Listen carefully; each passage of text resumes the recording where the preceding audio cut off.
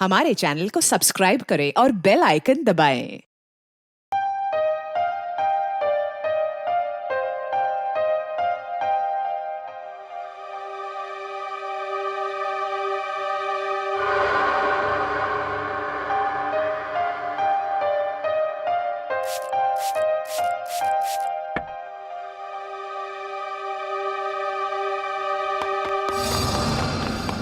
कौन है?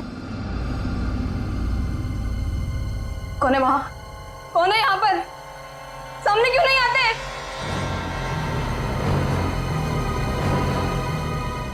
बस बहुत हो गया। बंद करो ये खेल, बंद करो ये खेल।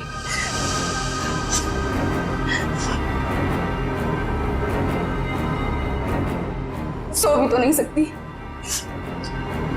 अगर सो गई शायद फिर कभी नींद से उठ ही ना पाऊं। जूही, श्रुति, तुमसे कितनी बार कहा है कि दरवाजा खटखटा के अंदर आया करो। ओ हेलो मैडम, ये गर्ल्स हॉस्टल है, किसी ऑफिस की बॉस का केबिन नहीं है। तुम नहीं समझोगी। जूही, क्या हुआ तुम्हें? इतनी चिड़चिड़ी और उखड़ी उखड़ी क्यों लग रही हो? जो इंसान 4 दिन से सोया नहीं हो ना, उसका बर्ताव ऐसे ही होगा ना। सोती क्यों नहीं? मैंने कहा था ना तुमसे, वो सिर्फ और सिर्फ सपने हैं, उनका कोई मतलब नहीं है। श्रुति, सिर्फ सपना नहीं है वो। जो मेरे ऊपर बीत रही है वो तेरे पर बीत रही होती तब तुझे मेरी तकलीफ पता चलती। मैं तेरी तकलीफ समझ रही हूँ जूही, लेकिन तू मेरी बात नहीं समझ रही है। जैसा तू सोच रही है वैसा कुछ भी नहीं है।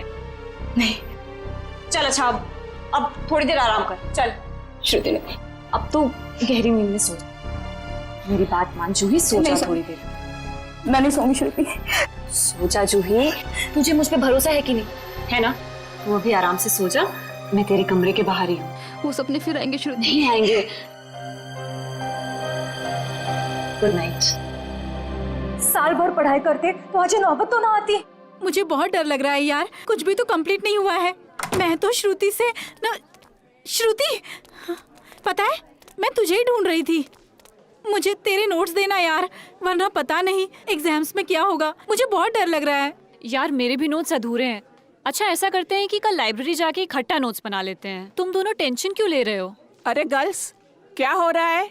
एग्जाम शुरू होने वाले हैं। चलो सब अपने अपने कमरे में जाओ और जाकर पढ़ाई करो, बहुत रात हो गई है। Yes madam.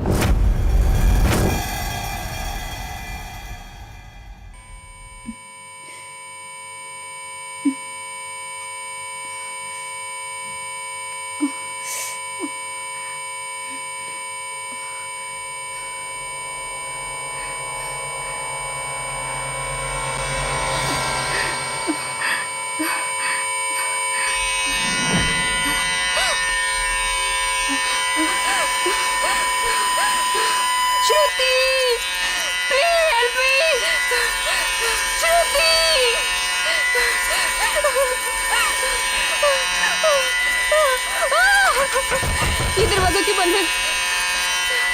श्रुति, ये लाइट क्यों नहीं जल रही है?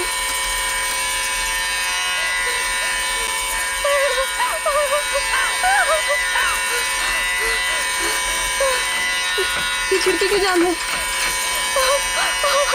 बंद करो ये आवाज, मेरे कान के पट्टे फट जाएंगे।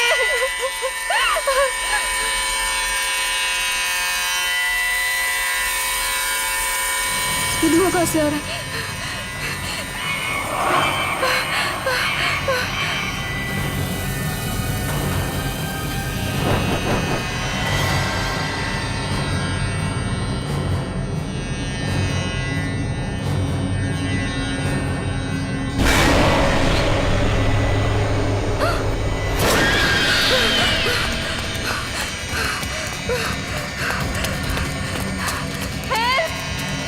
कोई बचाओ मुझे! हेल्प!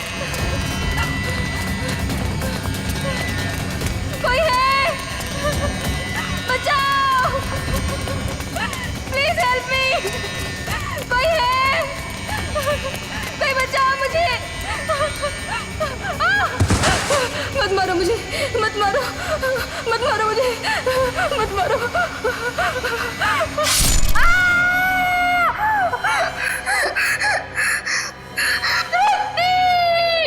ओह नो, ये तो जूही की चीख है। लगता है उसने वही पुराना सपना देखा है।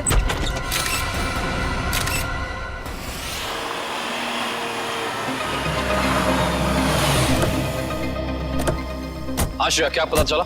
सर, मरने वाली का नाम जूही है। वैसे भोपाल से है, मगर यहाँ MBA की पढ़ाई के लिए आई थी। सर, लगता है जब वो सो रही थी उस वक्त किसी ने चाकू मार के उसका खून रोक दिया। श्रेया, जूही का कमरा कहाँ है? सर, ऊपर। सर, एक और बात, जब उसका खून हुआ उस वक्त उसके कमरे में और कोई भी नहीं। ऐसा कैसे हो सकता है श्रेया? कोई ना कोई तो होना चाहिए। ऐसा जरूरी नहीं है सर, इस तरह की मौतों में कई बार आत्माओं का हाथ होता है। प्लीज, ACP सर मुझे पहले ही बता चुके हैं आपकी इन कहानियों के बारे में। बेहतर होगा कि इन मर्डर केसेस के साथ ये आत्माओं की कहानियां ना जोड़ें। प्लीज, समझ गए? यही कमरा है?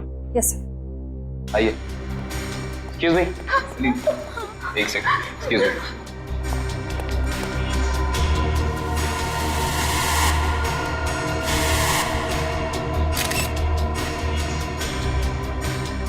श्रेया, यहाँ पे चाकू का सिर्फ एक ही घाव है। लगता है खूनी ने इतनी जोर से वार किया कि एक ही बार में जूही की मौत हो गई। हाँ सर, हमला भी शायद जूही की नींद में ही हुआ। बेचारी को अपने आप को बचाने का मौका भी नहीं मिला होगा। एक्सक्यूज मी, यहाँ पे सबसे पहले जूही की मौत का पता किसको चला? सर, सबको एक साथ ही पता चला था। हम यहाँ कॉरिडोर में थे, अचानक से जूही के कमरे से चीखने की आवाज आई और अंदर आके देखा तो जूही की जान जा चुकी थी। उस समय कमरे में जूही के साथ और कौन था? सर, उस वक्त जूही के साथ कोई नहीं था। देखिए, आप लोग दोबारा याद करने की कोशिश कीजिए। हो सकता है कोई ऐसा जो उस वक्त भाग निकला हो। सर, भागने का तो सवाल ही नहीं उठता, क्योंकि डोर बाहर से बंद था और वो अंदर से। खूनी भागेगा भी तो कहाँ से भागेगा? एक मिनट, ये दरवाजा बाहर से बंद था, क्यों? सर, कई दिनों से जूही सो नहीं पा रही थी। अचानक नींद से जाग जाती थी और भागकर अपने कमरे से बाहर आ जाती थी। आज भी कुछ ऐसे ही हुआ। वो सो नहीं पा रही थी, मैंने उसको सुलाया और मैं बाहर आ गई और दरवाजा बाहर से बंद कर दिया। लेकिन इसे नींद क्यों नहीं आ रही थी? सर, कई दिनों से उसे डरावने सपने आ रहे थे। उसे ऐसा महसूस हो रहा था कि उसका सपनों में कोई खून करना चाह रहा है, उसकी कोई जान लेना चाह रहा है। हमें क्या पता था कि उसका सच में खून हो जाएगा। डरावने सपने? मैं कह रहा था ना, ये कोई आत्मा का ही चक्कर है।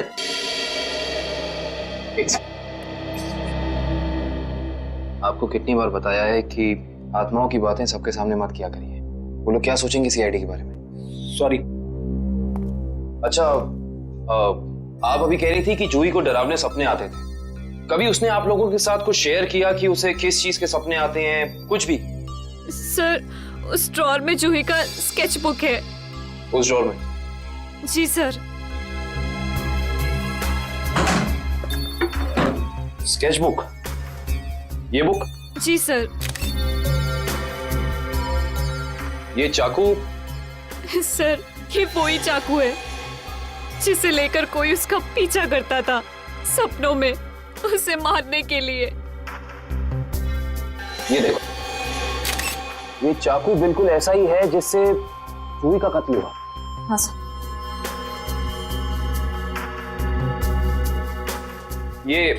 ये सारी ड्राइंग्स जो हैं इस बुक में, ये क्या जूही अपने सपने में देखती थी?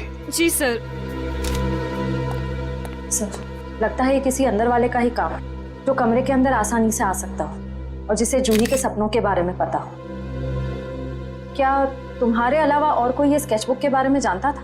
कोई नहीं। खूनी अगर इस दरवाजे से अंदर नहीं आया तो फिर इस कमरे में आया कहां से? इस बालकनी से। लेकिन बालकनी का दरवाजा तो अंदर से बंद है। अगर खूनी खून करके बालकनी से भागा है तो फिर ये दरवाजा अंदर से बंद कैसे? बालकनी का दरवाजा बंद, कमरे का भी दरवाजा बंद। कहीं जूही की आग? ये खूनी यहाँ आया कहां से, ये अभी पता चल जाएगा।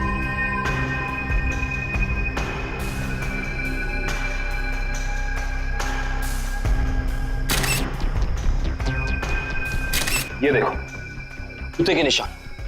हो ना हो खूनी इसी बालकनी से चढ़कर आया। लेकिन बालकनी का दरवाजा तो अंदर से बंद था, तो फिर खूनी यहाँ ऊपर चढ़ के कमरे के अंदर आया कैसे होगा? ये भी पता चल जाएगा फ्रेडी जी। बस एक बार जूही के मौत के कारण पता चल जाए, कुछ तो होगा यहाँ, कोई सबूत कुछ तो होगा। इधर देखो, ये पाइप, इसी वाटर पाइप से चढ़कर खूनी इस बैल्कनी तक आया है। यहाँ के वॉचमैन से मिलना पड़ेगा। माफ कर दिए साहब, गलती हो गई। इसे गलती कहते हो तुम? एक इंसान गर्ल्स हॉस्टल की बैल्कनी में चढ़ जाता है, अंदर कमरे में जाके खून कर देता है, और तुम्हें कुछ पता भी नहीं चला। बस साहब 15 मिनट के लिए मेरी आंख लग गई थी। मैं सपने में भी ऐसा नहीं सोच सकता था कि उस दौरान ऐसा कुछ हो जाएगा। तुम्हारी 15 मिनट की लापरवाही की वजह से एक लड़की की जान चली गई, उसकी जिंदगी लौटा सकते हो तुम?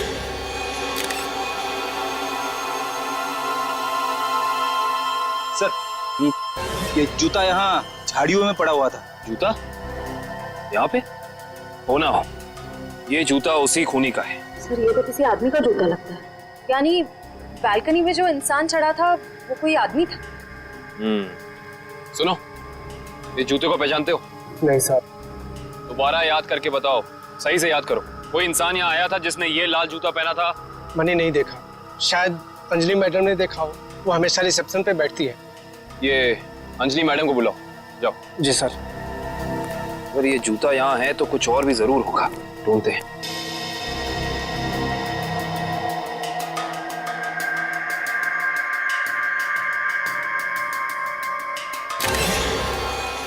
इस तरफ ये जूतों के निशान। एक जूते का निशान थोड़ा गाढ़ा है और दूसरे का हल्का। ये वाला गाढ़ा है। इसका तो एक ही मतलब है, ये जूता जिसका भी है वो इंसान लंगड़ा के चल रहा था। वो लंगड़ा के इसलिए चल रहा था क्योंकि जब वहां बैल्कनी से वो नीचे आया उसे चोट लग गई, फिर वो यहाँ से भागा और यहाँ पे जूता रह गया। हाँ साहब, मैं ही अंजलि हूँ। आपने मुझे बुलाया? जी अंजलि जी, हमें आपसे कुछ सवाल पूछने थे। जी। अंजलि जी, आपने इस लाल जूते को देखा? मेरा कहने का मतलब है किसी इंसान को इसको पहनकर यहाँ आते हुए देखा, लंगड़ाते हुए? हाँ साहब, मैंने देखा था। मनीष लंगड़ाते हुए जा रहा था। मनीष? ये मनीष कौन है? जूही का दोस्त है। अंजलि जी, जब वो यहाँ आया, ये गर्ल्स हॉस्टल है राइट, आपने उसको रोका नहीं? मैंने उसे रोका पर वो रुका ही नहीं। और क्या? मनीष अक्सर जूही से मिलने हॉस्टल आया करता था, पर कुछ दिनों से उन दोनों के बीच में अनबन चल रही थी। किस बात को लेकर अनबन चल रही थी? मुझे उस बारे में कुछ पता नहीं। कोई बात नहीं, अब तो इस बारे में हम मनीष से ही पूछ लेंगे।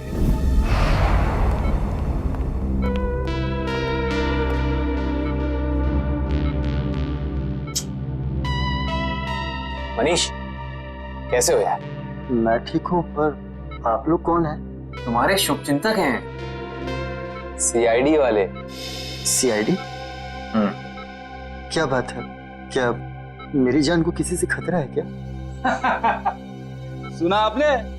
खुद एक बेचारी लड़की को मार के खटिया पे लेटा पड़ा है और पूछ रहा है कि मेरी जान को कोई खतरा तो नहीं है। ये क्या कह रहे हैं आप? मैंने किसी की जान नहीं ली। मनीष, ये पाँव में चोट कैसे लगी तुम्हें? वो मैं सड़क पार कर रहा था तो एक बाइक वाले ने टक्कर मार दी मुझे। सड़क पार कर रहा था बेचारा, टक्कर मार दी? वैसे ये हादसा हुआ कहाँ? एमआई रोड पे, जीपीओ के सामने। जीपीओ के सामने? तभी तो। वैसे अगर ऐसा था तो ये लाल रंग का जूता जो तुम्हारा है, हमें पता है जीपीओ के सामने मिलना चाहिए था। पर कमाल की बात देखो, ये जूता हमें स्वर्णिमा गर्ल्स हॉस्टल के बाहर मिला। कैसे?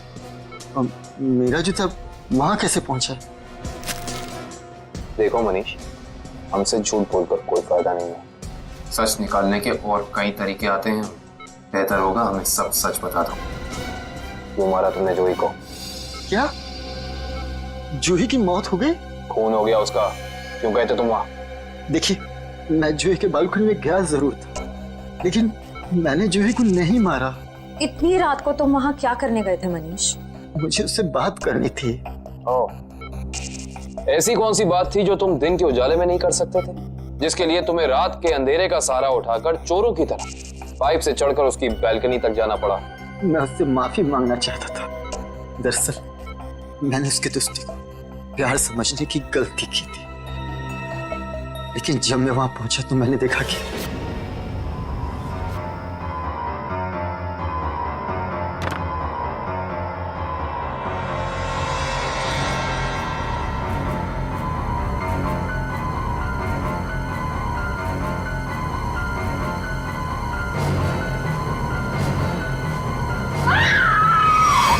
शर्म आनी चाहिए तुम्हें मनीष। उसकी मदद करने की बजाय तुम वहां से भाग गए। यही है तुम्हारा प्यार? अगर किसी ने वहां मुझे देख लिया होता तो इल्जाम तो मुझे पर आता ना। देख तो तुम्हें लिया ही था। अंजलि जी ने तुम्हें रोकने की कोशिश भी की पर तुम रुके नहीं। ये सब छोड़ो, हमें ये बताओ कि जब तुम वहां थे तो उस वक्त कमरे में और कौन था? मैंने वहां किसी को नहीं देखा। हेलो, क्या एक और खून? कहां पे?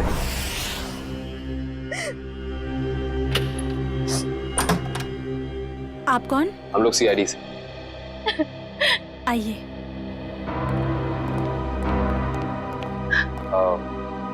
आप कल की जी है ना? जी मैंने ही आपको फोन किया था। मेरी सहेली मीरा का खून हो गया है। उसकी लाश ऊपर उस कमरे में पड़ी है।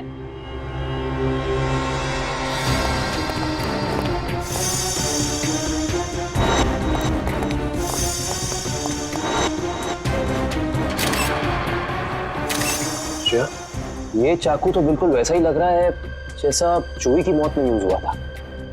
हाँ सर, लगता है किसी सीरियल किलर का काम। सीरियल किलर का भी हो सकता है और किसी ऐसे इंसान का भी जो दोनों जूही और मीरा को जानता है। वो यहाँ आया और उसने मीरा की जान भी इसकी नींद में ले ली।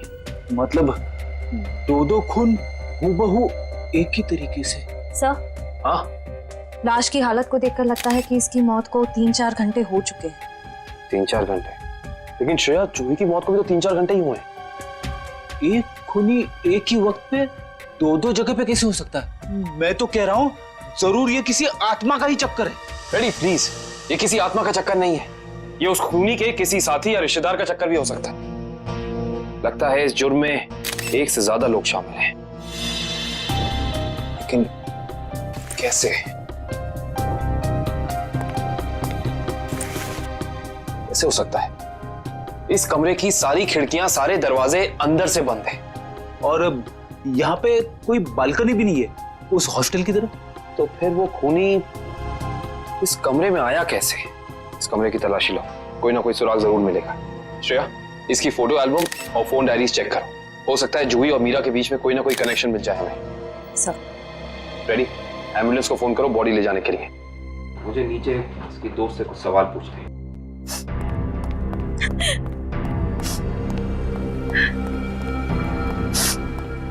कालकी जी।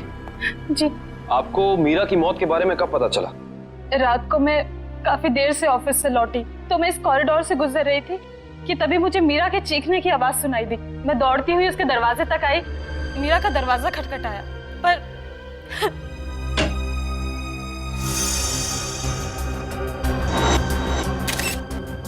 फिर क्या हुआ?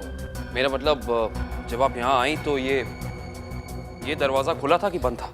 दरवाजा बंद था तो मुझे वॉचमैन को बुला के दरवाजा खुलवाना पड़ा। कल्कि जी, जब आप यहाँ पे आई तो आपको यहाँ इस घर में कोई भी निकलते हुए यहाँ से दिखा, भागते हुए दिखा? नहीं।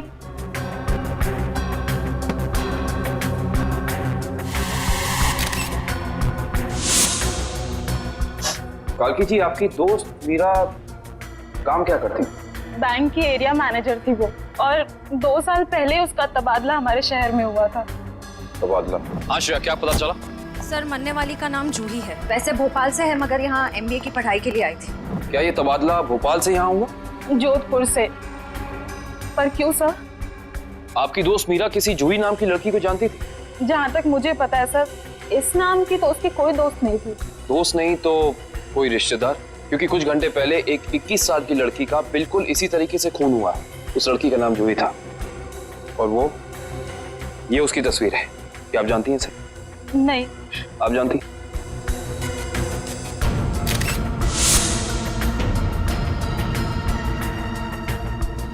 ये क्या हो रहा है हमारे शहर में? आम आदमी तो बिल्कुल भी सुरक्षित नहीं है। कल्कि जी, आपको किसी पे शक है? I mean, आपकी दोस्त मीरा की किसी से कोई दुश्मनी, कोई अनबन? उसका कोई दुश्मन नहीं था सर। मीरा तो बहुत ही सुलझी हुई लड़की थी।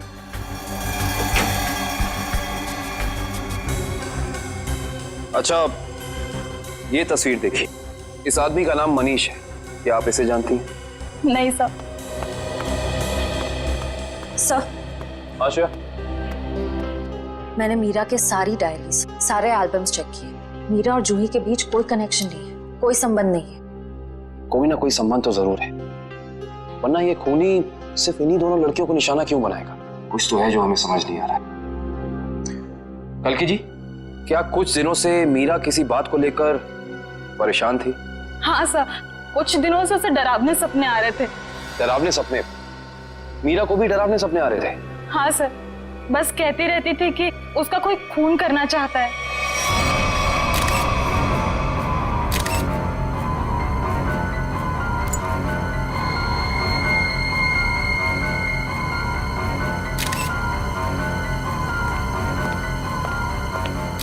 ये कैसे हो सकता है सर? जूही और मीरा को ठीक एक तरीके के सपने कैसे आ सकते हैं? सर, खूनी के अंदर आने का रास्ता तो नहीं मिला है, लेकिन ये स्क्रू मिला है मीरा के बेड के नीचे से। एक काम करिए, वॉचमैन से पूछताछ कीजिए, देखिए क्या पता चलता है मीरा के बारे में। तब तक इस स्क्रू की गुत्थी को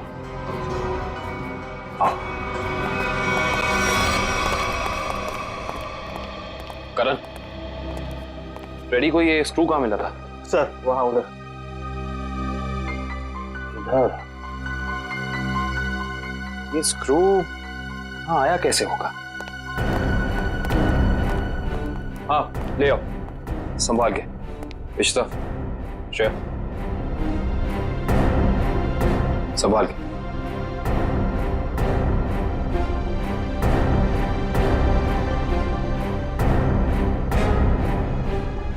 इश्ता,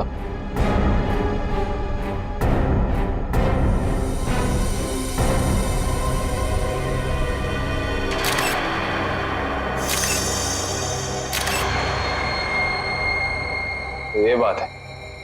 क्या हो सर? ये देख रही हो, सीलिंग फैन। अब ये सीलिंग फैन इस स्क्रू की गुत्थी को सुलझाएगा। करण, समझ गया सर।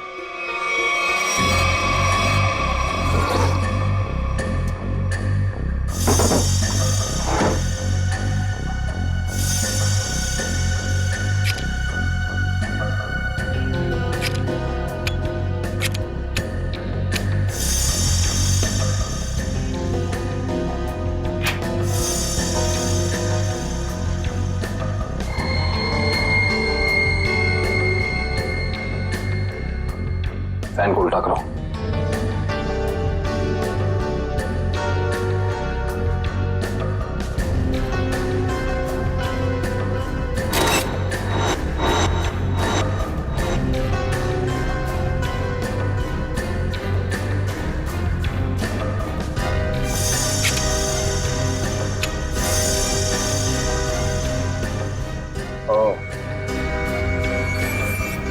सर यानी ये स्क्रू इस फैन का है? हाँ श्रेया, किसी ने इस फैन के साथ छेड़खानी की है, अभी पता चल जाएगा।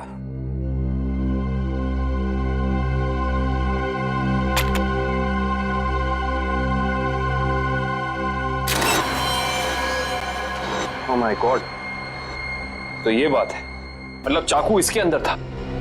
इसके अंदर से इस मैकेनिज्म के जरिए चाकू सीलिंग से नीचे गिरा मीरा के पेट में और उसकी मौत हो गई। अब समझ में आया, ये कारण है जिस वजह से खूनी इस कमरे में नहीं था। उसकी जरूरत ही नहीं थी, उसका काम तो ये सीलिंग फैन कर रहा था। इसका मतलब जूही के कमरे में भी बिल्कुल ऐसा ही सीलिंग फैन होगा जिसके अंदर सेम मैकेनिज्म फिट होगा। वहां भी चाकू सीलिंग से गिरा और जूही की मौत हो गई। सर हो सकता है खूनी ने रिमोट कंट्रोल के जरिए इस चाकू को कंट्रोल किया हो सकता है। और सवाल ये है श्रेया कि खूनी को कैसे पता चला कि सही वक्त रिमोट बटन दबाने का कौन सा था? हाँ सर, क्योंकि ना तो हमें मीरा के कमरे से कोई कैमरा मिला, ना ही जूही के कमरे से, जिससे ये पता चले कि खूनी दोनों लड़कियों पर नजर रख रहा था। वो भी पता चल जाएगा इस सीलिंग फैन के चाकू के मैकेनिज्म के जरिए। क्या ये मीरा और जूही, इन दोनों के बीच में कोई ना कोई संबंध तो जरूर है, कोई ना कोई संबंध तो जरूर है। मगर सर दूर दूर तक इन दोनों के बीच कोई संबंध नजर तो नहीं आ रहा।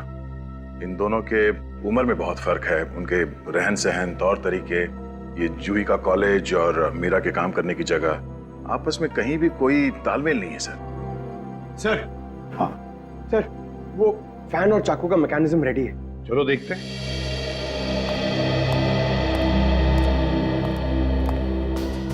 पंकज, रिमोट ऑन करो।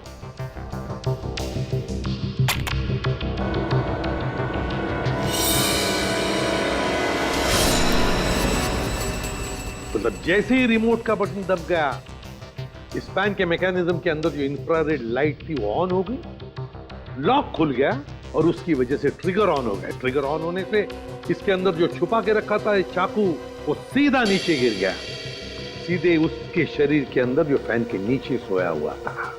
मगर दया, एक बात है, ऐसे मैकेनिज्म की जो रिमोट होते हैं, वो रिमोट ज्यादातर 50 मीटर की दूरी के अंदर ही काम कर सकते हैं। तो फिर जरूर जहां पर मीरा और जूही रहती थी उसके आसपास ही ये आदमी खड़ा था। जिसने भी ये किया है वो 50 मीटर की दूरी के अंदर ही खड़ा था। वहां से उसने रिमोट चलाया और खून कर दिया मीरा और जूही का।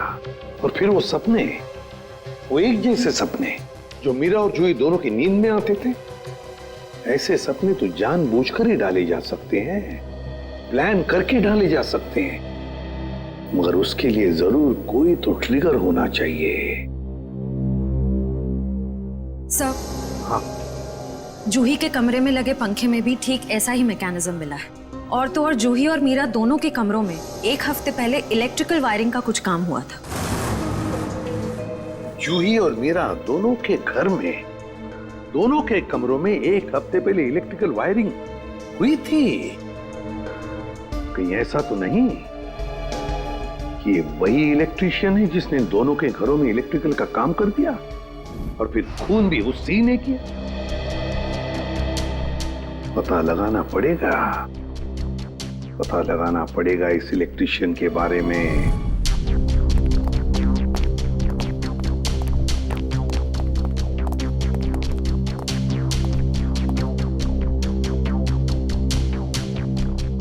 ना ही मीरा के मोबाइल पे कोई अलार्म था और ना ही जूही के मोबाइल पे। फिर दोनों को एक ही वक्त एक जैसे सपने कैसे आ सकते हैं? इसका मतलब सपने ट्रिगर करने वाला मैकेनिज्म यहीं कहीं है। सर, ये देखिए, इस पे अलार्म है, लेकिन सुबह 6 बजे का। 6 बजे का? पर मीरा की मौत तो 3 बजे हुई थी, तो सपने शुरू करने का ट्रिगर लगभग 1 या 1.5 के बीच का होना चाहिए। यह भी तो हो सकता है कि किसी ने मीरा को सम्मोहित कर दिया। ऐसा नहीं हो सकता फ्रेडी, क्योंकि अगर ऐसा होता तो मीरा के दिन भर का हाव भाव, चाल चलन सब प्रभावित होता। पर ऐसा नहीं हुआ। नहीं, कुछ है यहाँ जो हम अभी तक देख नहीं पा रहे। ढूंढो, यही है।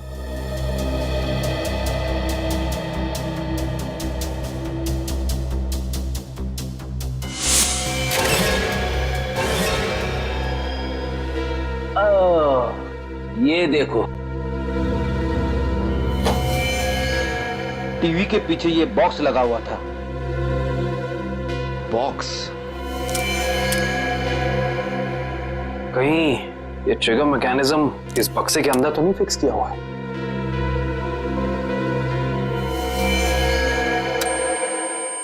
अरे अलार्म बंद करो, ये आवाज मेरे कान के पर्दे फाड़ डाली। सर, कौन सी आवाज? यहाँ कोई अलार्म नहीं बज रहा है। अरे इतने जोर से बज रहा है, सुनाई नहीं दे रहा है। बंद करो। हाँ, बज तो रहा है, लेकिन बहुत धीमी आवाज में। बंद करो, बंद करो। बंद हो गया। Thank you. इतना भद्दा अलार्म मैंने जिंदगी में नहीं सुना। सोने वाला उठेगा नहीं, हार्ट अटैक से सीधे ऊपर चला जाएगा। मगर सर, अलार्म की आवाज सिर्फ आपको कैसे सुनाई दी? हो सकता है श्रेया, क्योंकि ये लो फ्रीक्वेंसी अलार्म है। श्रेया, ये सिर्फ उन लोगों को सुनाई देता है जिनकी साउंड टॉलरेंस और सुनने की शक्ति इसकी ध्वनि से मेल खाती हो। यानी फ्रेडी सर की तरह जूही और मीरा भी इस अलार्म की आवाज को सुन सकती थी। वो ये बात नहीं जानता था। उसने इस ध्वनि का इस्तेमाल सिर्फ उनके दिमाग को कंडीशन करने के लिए किया, ट्यून करने के लिए, ताकि उन्हें वो डरावने सपने दिखा सके। लेकिन डरावने सपनों का कोई संबंध ही नहीं था इस मौत से। अगर वो चाहता तो बिना सपनों के भी मार सकता था उन्हें। मार सकता था, पर शायद वो ऐसा चाहता नहीं था। खूनी अपने शिकार के साथ खेलना चाहता था, तड़पाना चाहता था, फिर उनकी नींद में उन्हें एक गहरी मौत देना चाहता था। इंटरेस्टिंग। करण सर, कल की को बुला के लाइए। जी। को ये देखो। अरे आइए। कल्कि जी, जी।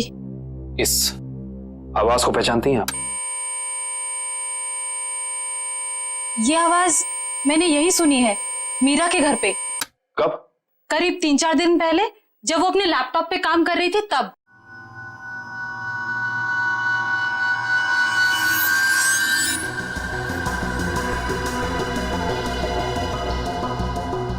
आपको मीरा के लैपटॉप का पासवर्ड पता है? नहीं सर। हमें कंप्यूटर एक्सपर्ट से इसका पासवर्ड ब्रेक कराना होगा, लेकिन मुझे लगता है कि हमारे सारे सवालों के जवाब इसी लैपटॉप के अंदर है, इसके अंदर।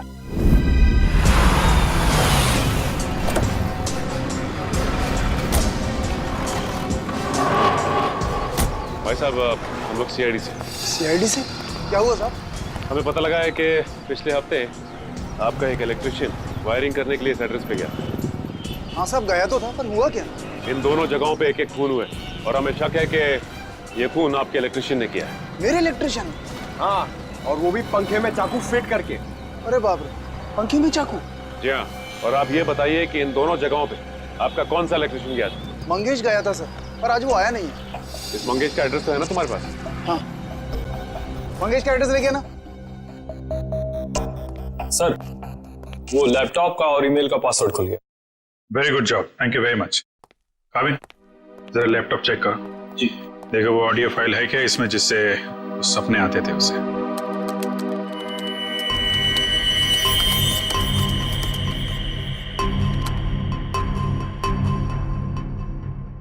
सर, इस कंप्यूटर में कोई ऑडियो फाइल नहीं है। हाँ, लेकिन मीरा के ईमेल अकाउंट में एक वीडियो फाइल दिख रही है। Video file? खोलो खोलो इसे जरा।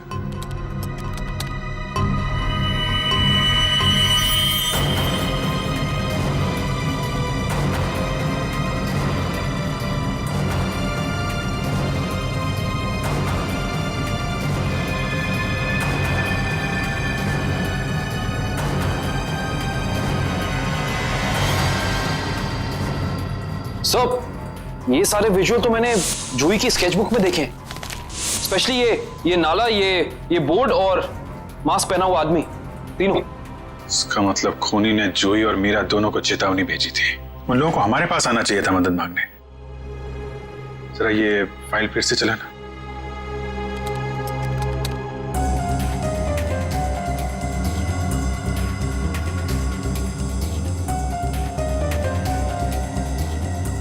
Pause pause pause. Banjara road, जो शहर के पश्चिमी हिस्से में है ना? Yes sir. मतलब जो कुछ हुआ है बंजारा रोड पे ही हुआ है। क्या? ठीक है, ओके। सर, उस इलेक्ट्रिशियन मंगेश का जो पता मिला था वो नकली है सर। कोई बात नहीं, स्केच बनवाओ उसका और अपने डेटाबेस में चेक करो। बंजारा रोड, वहां जाके देखना पड़ेगा। सब लोग बाहर ध्यान रखना।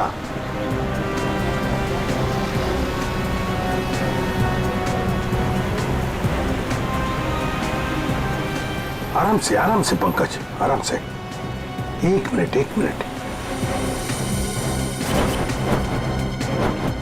यह है ना एक सूखा नाला है और वो रहा पेड़। सूखा नाला और उसमें वो पेड़। जरा आगे चलकर देखते हैं।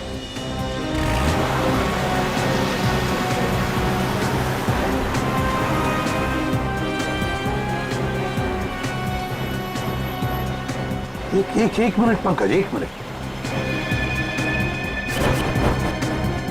बंजारा रोड, मतलब हम सही रास्ते पे हैं। सर वो देखिए, वो पुराना घर जो हमें वीडियो में दिखा था। चलो आगे देखते हैं। अगर खूनी इस जगह का वीडियो बना के मीरा और जूही को भेज क्यों रहा था? हाँ, शायद उन दोनों को अपने अतीत का याद दिलाने के लिए। मगर सर, मैंने पता किया सर, इस बंजारा रोड पे आज तक एक क्राइम नहीं हुआ है।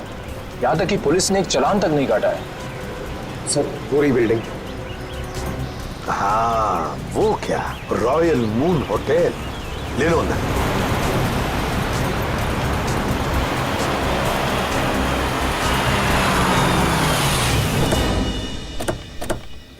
हाँ, इलेक्ट्रिशियन का स्केच मैच नहीं हो रहा है। तो कोई बात नहीं, ठीक है। वेलकम सर, कहिए मैं आपकी क्या सहायता कर सकता हूँ? हम लोग सीआईडी से हैं। दरअसल एक केस के सिलसिले में कुछ पूछताछ करनी थी आपसे। सीआईडी? बाबा पूछिए, क्या पूछना चाहते हैं आप? वैसे जरा बताइए, कुछ दिन पहले क्या आपके होटल के बाहर कोई किसी तरह की वीडियो शूटिंग कर रहा था? शूटिंग? नहीं सर, हमारी होटल के बाहर शूटिंग या फोटोग्राफी की अनुमति नहीं है। ये दो फोटोग्राफ, दो लड़कियों के, एक का नाम मीरा है, एक का नाम जूही है। क्या ये लड़कियां आपके यहाँ कभी ठहरी थी, कभी आई थी? सर, हमारे यहाँ रोज बहुत सारे कस्टमर आते हैं, ये बता पाना थोड़ा मुश्किल है। मैं समझ सकता हूँ, लेकिन हो सकता है आपके रिकॉर्ड में हो कुछ इनके बारे में। जरा देखिए। हल्का जरा रिकॉर्ड चेक करना। सर। हाँ सर, ये दोनों गेस्ट हमारे होटल पे रुके थे पिछले साल 17 मई 2013। 17 मई 2013, मतलब एक साल पहले।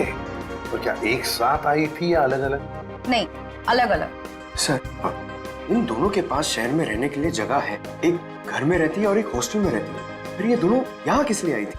कोई तो वजह होगी ना पंकज, कोई तो वजह होगी। क्या आपका रिकॉर्ड देख सकता हूँ 17 मई 2013 का? Sure sir. 17 मई 2013, काफी सारी लड़कियां आई थी उस दिन आपके होटल में। कोई फंक्शन वगैरह था क्या? हाँ सर, हो सकता है, क्योंकि हमारे होटल के पास में एक कम्युनिटी हॉल है, वहाँ आए दिनों फंक्शंस होते रहते हैं। अच्छा, कस्टमर का नाम रवि, 5 टैक्सीज बुक की थी उसने, 5। हाँ सर, ये एक नारी सेवा केंद्र चलाता है, मुस्कुराहट नाम है एनजीओ का, और वो अभी भी इसी होटल में ठहरा हुआ है सर। रवि इस वक्त आपके होटल में ठहरे हैं? पास वाले कम्युनिटी हॉल में जो फंक्शन चल रहा है, रवि का ही एनजीओ का फंक्शन हो सकता है? रवि सर, मैं आपका जितना भी शुक्रिया अदा करूं उतना कम है। आप सोच नहीं सकते, ड्रग्स के नशे से मुक्ति मिलने के बाद मैं जिंदगी के ऐसे ऐसे रंग देख रहा हूं जिन्हें ड्रग्स के नशे ने अंधकार में डाल दिया था। वेरी गुड मिश्रा, लेकिन इसमें मुझे शुक्रिया कहने की कोई जरूरत नहीं। ये सब तुम्हारे धैर्य और दृढ़ इच्छा शक्ति का कमाल है। हाँ, लेकिन अब उस सफेद जहर को कभी पलट कर भी देखना मत। हाँ? Okay sir. माफ कीजिएगा रवि जी, आपको मैं इंटरप्ट कर रहा हूँ, लेकिन ये जरूर कहूंगा कि आप बहुत ही अच्छा काम करते हैं, बहुत ही पुण्य का काम करते हैं हमारे देश के नौजवानों को ड्रग्स में से बाहर निकाल कर। सर, आप एसीपी प्रद्युम्न है ना सर? जी हाँ, मैं एसीपी प्रद्युम्न। सर, हमने बहुत किस्से पढ़े हैं सर आपके बारे में, और तभी से आपसे मिलना चाहता था सर, लेकिन अब आप सर बैठेंगे सर प्लीज? नहीं। सर क्या लेंगे सर आप? चाय, कॉफी, कुछ? एक ठंडा लेमन आइस टी। जी, ठंडा लेमन आइस टी तो नहीं मिलेगी, साधारण चाय चलेगी। रवि जी, हमें कुछ नहीं चाहिए, कुछ नहीं चाहिए, थैंक यू वेरी मच। बस एक जरूरी काम है आपके पास। 2 लड़कियों के बारे में हम कुछ इंफॉर्मेशन चाहते हैं। अब कौन सी 2 लड़कियां सर? ये जूही और ये मीरा, क्या आप बता सकते हैं कि पिछले साल ये दोनों आपके इस एनजीओ में आई थी? जूही और मीरा? हाँ सर, ये सर आई थी दोनों यहाँ पर। एक्चुअली सर, इन्हें भी ड्रग्स के नशे की बुरी लत पड़ गई थी सर, इसलिए ये दोनों आई थी यहाँ हमारा सेमिनार अटेंड करने के लिए। लेकिन सर, इस बात को तो करीब 1 साल हो गया है। अब इनके बारे में पूछताछ। इन दोनों लड़कियों का खून हुआ है। क्या खून हो गया? लेकिन सर कैसे, किसने किया सर? बस वही पता लगाना है, इसलिए हम चाहते हैं कि अगर आपको इन दोनों के बारे में कोई खास बात मालूम हो, कोई यादें हो आपके पास इनके बारे में, तो मदद हो जाएगी हमारी तहकीकात करने में। कोई खास बात इस वक्त तो याद। हाँ सर, याद आया सर, एक लड़की थी मोनिका, इन दोनों को उसकी चिंता बहुत सताती रहती थी सर। मोनिका? जी। क्या वो भी यहाँ आपके ड्रग रिहैबिलिटेशन सेंटर में आई थी? आई तो थी सर यहाँ पर, लेकिन वो ड्रग्स के खिलाफ अपनी लड़ाई जीत नहीं पाई सर। दरअसल सर, 1 साल पहले अपनी बिल्डिंग की छत से कूदकर उसने आत्महत्या कर ली थी सर, ड्रग के नशे में। मोनिका ने आत्महत्या कर ली? जी सर। उसका पता तो होगा ना आपके पास? जी सर, मोनिका का एक ही सगा भाई है, अमित। मोनिका की मौत के बाद सारी प्रॉपर्टी, सारी जायदाद उसी के नाम हो गई। तो क्या मोनिका के भाई ने प्रॉपर्टी के लिए अपनी बहन का खून किया? ये भी तो हो सकता है कि मोनिका ने आत्महत्या की हो। मैंने कहा ना, काम हो जाएगा। जी कहिए। आपका नाम अमित है? जी हाँ, मगर आप लोग? सीआईडी, मोनिका के बारे में कुछ सवाल करने थे आपसे। ओह, 1 साल हो गया मेरी बहन को मरे हुए, लेकिन अब भी कोई ना कोई आकर मेरे पुराने जख्म को रहता रहता है। पूछिए, क्या पूछना है आपको? देखिए अमित जी, हम आपका दुख समझ सकते हैं, मगर क्या करें, 2 खून हुए, इसलिए आपकी बहन के बारे में कुछ सवाल करने आए हम लोग। 2 खून? मगर किसके? जूही और मीरा का। ये दोनों आपकी बहन मोनिका के दोस्त थे ना? हाँ, बदकिस्मती से ये मेरी बहन के दोस्त। बदकिस्मती से? क्यों?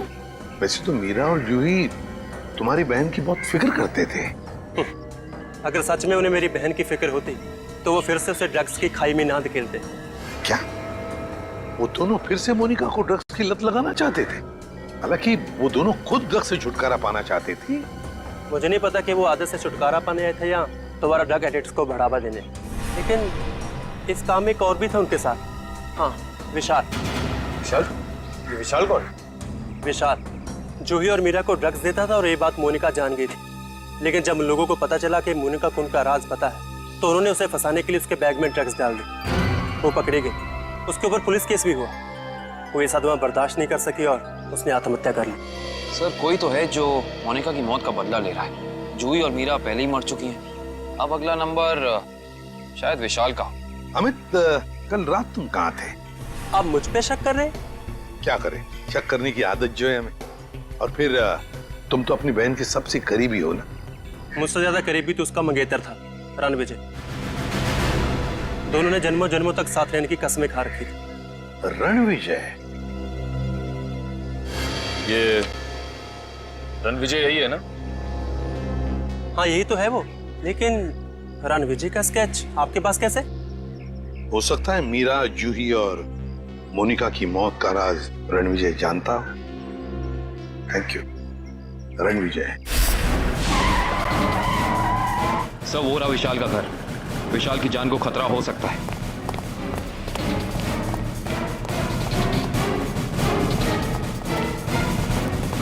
सर, लगता है रणविजय पहले ही पहुंच चुका है।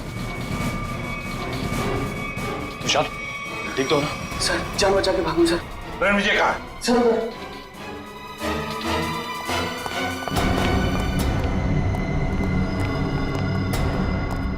यहाँ तो कोई भी नहीं है। सर, शायद यहाँ से भागा होगा। रणविजय! कोई मत हिलना, इसको मारूंगा नहीं तो। छोड़ दो उसे, छोड़ दो। देखिए, वैसे तो मुझे सीआईडी वालों से काफी लगाव है, पर अगर सीआईडी ने मेरे साथ कोई होशियारी की ना तो ये बात मुझे अच्छी नहीं लगेगी। चाकू नीचे फेंक दो। फेंक दो चाकू। डरो मत, कुछ नहीं करूंगा तुम्हारे इस मोटू ऑफिसर को। मोटू मत बोल, टाइटिंग कर रहा हूं आजकल। देखो, मुझे अपना काम करने दो। बेवकूफी मत करो, नहीं बच पाओगे तुम। अरे बचना किसको है? एक बार मैं इस विशाल को मार दूं, भले मुझे फांसी हो जाए, फिर मुझे मंजूर है। देखो रणविजय, ये सब करने से क्या मोनिका वापस आएगी? भले ही वापस ना है, लेकिन मेरे बदले की आंख तो पूरी होगी। इन तीनों ने रातों की नींद उड़ा दी थी मोनिका की, इसलिए मैं भी इनके साथ वही कर रहा हूं। इन्हें तड़पा तड़पा कर मारूंगा मैं।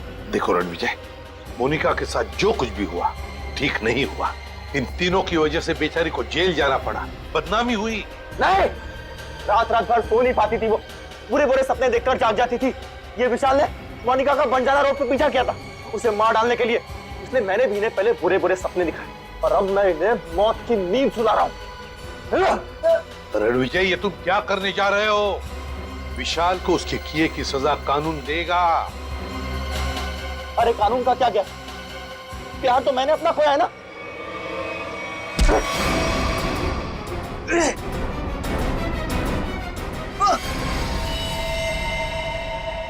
रणविजय, विशाल को तो उसके किए की सजा मिलेगी ही मिलेगी, मगर तुमने बदले की आग में दो खून किए, दो। तुम्हें तो शायद फांसी ही होगी, फांसी। For more updates, subscribe to our channel, click the show links and enjoy watching the videos.